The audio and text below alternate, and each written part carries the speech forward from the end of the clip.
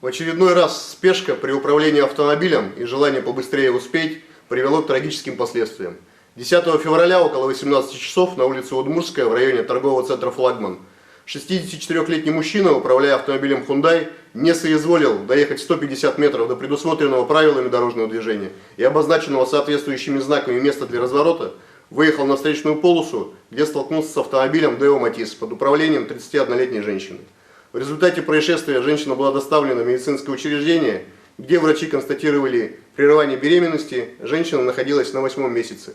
Погиб ребенок, не успевший появиться на свет.